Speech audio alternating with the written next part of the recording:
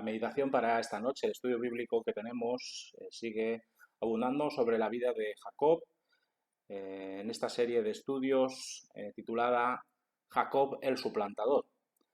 El título de este estudio en esta tarde se llama Pies para qué os quiero. El texto bíblico en el que vamos a buscar en la palabra del Señor se encuentra en Génesis capítulo 27, versículos del 41 hasta el capítulo 28, versículo número 9. A modo de introducción, quisiera hablaros de un personaje que seguramente habréis escuchado acerca de él, Napoleón. Napoleón acuñó una frase de entre muchas otras que pronunció en su vida que ha pasado a la posteridad. Dijo en una ocasión que una retirada a tiempo es una victoria. El refranero español también recoge un adagio similar a esta afirmación napoleónica que dice lo siguiente: más vale una retirada a tiempo que una batalla perdida. La pregunta es, ¿cómo entendemos esta paradoja que nos proponen estos dos dichos propios de la experiencia personal y de la sabiduría popular? A menudo hemos escuchado de deportistas que van acumulando años, que van acumulando cansancio en sus cuerpos, en sus mentes y que se resisten, sin embargo, a decir adiós a su pasión competitiva. Los años no pasan en balde, como bien sabéis, y los miembros van evidenciando su desgaste, su necesidad de descansar, de retirarse, para dedicarse a otros menesteres propios de su edad y capacidades. Sin embargo, hay personas que seguramente habréis escuchado acerca de ellas, personas que se niegan a reconocer que ya no son unos jovenzuelos con los mismos reflejos, con las mismas energías de hace 10 o 20 años atrás, y contemplamos cómo se van arrastrando y cómo se humillan a unas sabiendas de que su época de esplendor y gloria ha terminado al fin.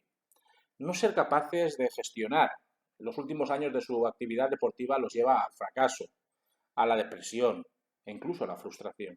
Sabemos de deportistas que han llegado incluso a suicidarse porque no han sabido aceptar y encajar la realidad y han sometido a abusos a sus cuerpos hasta que han colapsado y han quedado impedidos de por vida. Siempre se ha dicho que huir es de cobardes, pero eso yo creo que depende de la situación que uno enfrente. Es decir, si pretendemos afrontar circunstancias que nos van a sobrepasar, si intentamos luchar contra molinos de viento, si queremos encararnos arriesgadamente con enemigos mucho más poderosos que nosotros, lo mejor es huir. Lo mejor es huir y vivir para pelear otro día en mejores condiciones. A veces nos emperramos, ¿verdad?, en querer chocar una y otra vez con un muro que se alza entre nosotros infranqueable, en lugar de retirarnos para pensar en una estrategia que nos permita volver mucho más fuertes, con mejores perspectivas de triunfo. Damos demasiada importancia a nuestros esfuerzos y a nuestros recursos y nos cegamos a la hora de desear impacientemente lograr nuestras metas. Dar la vida simplemente por la peregrina razón de que nuestra fe puede hacer que salgamos victoriosos, hermanos, es una táctica poco recomendable y tremendamente peligrosa. En ocasiones, si valoramos seguir viviendo un poco más, hemos de renunciar a nuestras obsesiones y hemos de emplazar nuestro encontronazo final con el problema a tiempos más óptimos y esperanzadores. Por supuesto, esta actitud no es fácil de poner en obra. Queremos ser valientes, queremos ser atrevidos, queremos ser corajudos, no vemos más allá de nuestras imprudentes aspiraciones. Y como Arquíloco, un poeta jonio del siglo VI antes de Jesucristo, el cual perdió su escudo en plena batalla cuando se encontraba rodeado de enemigos y que optó por huir en vez de acometerles, y que cuando todos le afearon su comportamiento y lo llamaron cobarde y desertor, se defendió diciendo: sabed, amigos, que el Hades está repleto de valientes y que no es deshonra que un pobre soldado salve lo único que tiene, la vida. De ahí la expresión que el cementerio está lleno de valientes. Dejemos la historia, si recordáis, la historia de Jacob en un momento bastante tenso. Jacob, en colaboración con su madre Rebeca, había engañado a su padre, a su hermano Esaú, arrebatándole a Esaú la bendición paterna, un beneficio profético que solamente debía ser derramado sobre la cabeza del hijo mayor. Con Isaac desconcertado y Esaú airado, el ambiente familiar, imaginaos, se torna en prácticamente irrespirable. La tensión se corta con un cuchillo, sobre todo cuando Esaú comienza a verbalizar su inquina contra su hermano menor. Ahí encontramos en el versículo 41 del texto de hoy: aborreció Esaú a Jacob por la bendición con que su padre lo había bendecido y dijo en su corazón: Llegarán los días de luto por mi padre y yo mataré a mi hermano Jacob. La palabra que encontramos aquí como aborrecer es una palabra muy dura. Es muy dura puesto que significa detestar enormemente a alguien. Podríamos decir que era un estado emocional extremo que, llevado a su vertiente práctica, podía desembocar en el asesinato de la persona odiada. Esaú, recogiendo el eco de la muerte de Abel por parte de su hermano Caín, inició un proceso avieso y sanguinario contra Jacob. Lo único que le impedía llevar a término su furiosa meta era su padre Isaac. Ya había padecido lo suficiente con todo este tema. Esperaría, por lo tanto, a que su padre muriese para dar su estocada letal contra la vida de su hermano.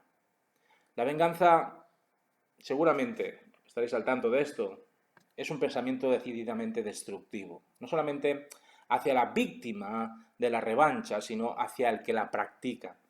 Y como decía Sir Walter Scott, escritor británico de los siglos XVIII y XIX, la venganza es el manjar más sabroso condimentado en el infierno.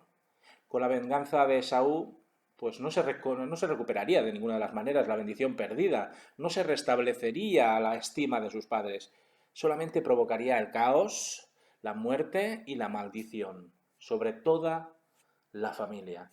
Sin embargo, cuando la ira hace nido en nuestras mentes y corazones, nuestros ojos solo ven el color carmesí de la sangre y la efímera satisfacción, si en realidad la hay, de haber acabado con el motivo de nuestros desvelos. Tras el delito solamente puede haber justicia, miseria y castigo. Tácito, historiador romano del siglo I, dijo en una ocasión que el odio entre parientes es el más profundo. No sé qué pensáis, si es cierto o no. Podemos llegar a estimar el rencor que abrigaba Esaú hacia su hermano con esta breve frase: el hecho de esperar el momento más idóneo para perpetrar el fratricidio nos recuerda ese refrán que reza que la venganza y el cangrejo de río se sirven en plato frío. No sabemos si Esaú traslucía esta ira con sus acciones, ademanes y gestos del día a día, o si transmitió sus intenciones a sus esposas o amigos, pero lo cierto es que Rebeca recibe noticias de lo que podía llegar a pasar en un futuro no muy lejano. Leamos los versículos del 42 al 45. Fueron dichas a Rebeca las palabras de Esaú, su hijo mayor, y ella envió a llamar a Jacob, su hijo menor, y le dijo: Esaú, tu hermano, se consuela pensando en matarte. Ahora pues, hijo mío, obedece a mi voz.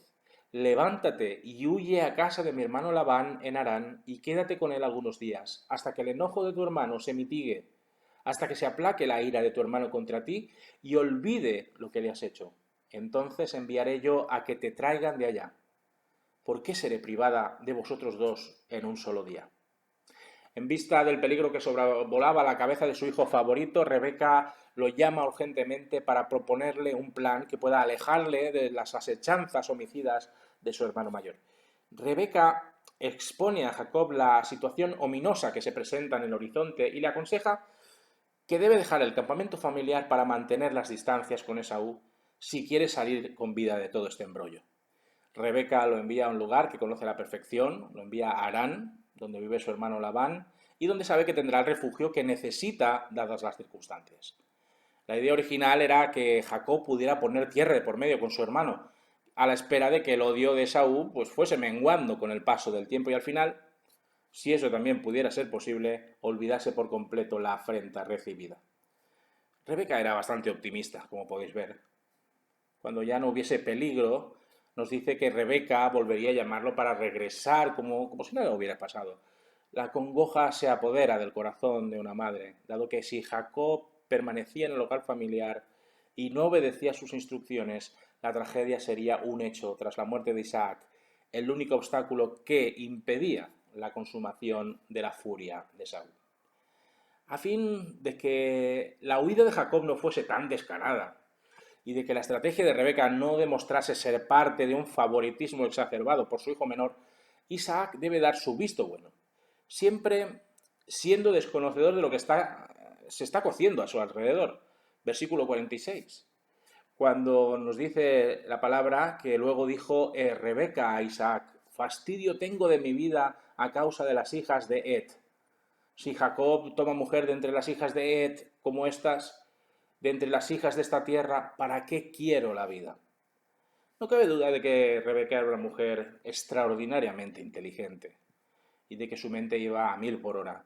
Para disfrazar las auténticas intenciones que tenía para Jacob, Rebeca apela a la conducta sentimental de su hijo Esaú, la cual estaba, como ya vimos en otro estudio anterior, muy pero que muy alejada de los, digamos, cánones o estándares endogámicos que sus ancestros establecieron. Esaú, en lugar de obedecer las leyes que Dios había dado a Abraham e Isaac y casarse con las mujeres de su propia parentela, prefiere contraer matrimonio con las eteas, las cuales eran conocidas como adoradoras de dioses y de ídolos. Tal era el hastío, ¿no? Tal y como vemos aquí reflejado en estas palabras, tal era el hastío, ¿no?, que provocaban sus nueras en Rebeca e Isaac, que deciden que Jacob se marche de allí, para que no se emparente con alguna de las doncellas de Ed. Rebeca exagera, por supuesto, dramatiza el hecho de que sus dos hijos se ayunten con mujeres paganas con el objetivo de que Isaac no ponga pegas a que Jacob pueda viajar lejos del campamento. Isaac, al escuchar las palabras de Rebeca, evaluando los pros y los contras de la partida de Jacob, decide finalmente dar su beneplácito. Versículos del 1 al 5 del siguiente capítulo nos dice que entonces Isaac llamó a Jacob, lo bendijo y le mandó diciendo: no tomes mujer de las hijas de Canaán. Levántate, ve a Padán Aram, a casa de Betuel, padre de tu madre, y toma allí mujer de las hijas de Labán, hermano de tu madre. Que el Dios omnipotente te bendiga, te haga fructificar, te multiplique hasta llegar a ser multitud de pueblos, que te dé la bendición de Abraham y a tu descendencia contigo, para que heredes la tierra en que habitas, la que Dios dio a Abraham. Así envió Isaac a Jacob, sigue diciendo el texto bíblico, el cual fue a Padán Aram, a Labán, hijo de Betuel, el arameo, hermano de Rebeca, madre de Jacob y Esaú. Isaac llama a su hijo Jacob, confirma las instrucciones de su esposa Rebeca, debe marcharse lejos de la tierra de los cananeos para encontrar una esposa en casa de su suegro y de su cuñado. Y del mismo modo que el siervo de su padre encontró a Rebeca en Harán, Jacob habrá de hacer otro tanto con alguna de sus primas. Como protección para un viaje que Jacob tenía que realizar en solitario, Isaac pronuncia una bendición que le acompañará en su ruta hacia Padán Aram. Esta bendición es dicha sobre la base de la primera. Isaac apela al poder inmenso de Dios para que la bendición patriarcal dada anteriormente se haga realidad en su vida. Y de nuevo Isaac ruega a El Shaddai, el omnipotente, que vele por la seguridad de su vástago. Pide al Señor que de Jacob haga una gran nación, que la promesa dada a su padre Abraham referente a la posesión de Canaán algún día se cumpla en él y en sus descendientes. Incluso intuimos, ¿no?, de alguna manera, intuimos aquí en este texto bíblico hasta luego, ¿no?, en las palabras de Isaac, ya que antes de morir a sus 180 años de edad, Jacob regresaría a Mamre para sepultarlo junto a su hijo, a su hermano Esaú. Pero esto es otra historia que llegará en su momento oportuno. Con todo aquello que necesitaba Jacob ya para sobrevivir en los parajes que recorrería en los próximos días, parte hacia la tierra de su familia materna en busca de paz, en busca de refugio, en busca de esposa, porque en definitiva una retirada a tiempo era la mejor manera de salvar el pescuezo. ¿Y Esaú? ¿Cómo se toma esto? ¿Cómo reacciona ante la marcha de su hermano Jacob? ¿Lo considerará una victoria o lo considerará una oportunidad para hacerse con las riendas familiares? Pues leamos versículos del 6 al 9.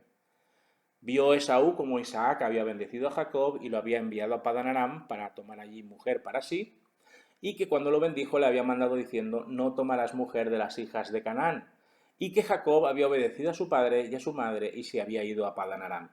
Vio asimismo Esaú que las hijas de Canaán no agradaban a Isaac su padre, y se fue Esaú a Ismael y tomó para sí por mujer, además de sus otras mujeres, a Mahalat, hija de Ismael, hijo de Abraham, hermana de Nebaiot. Aparentemente Esaú fue testigo directo de la despedida de Jacob, así como de la bendición de su padre sobre éste.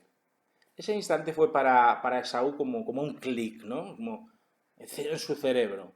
Se da cuenta por fin de que su elección sentimental no es del gusto de sus padres, que las relaciones entre sus esposas y sus progenitores son prácticamente inexistentes y que su hermano está yendo por el camino de bendición que han propuesto sus padres.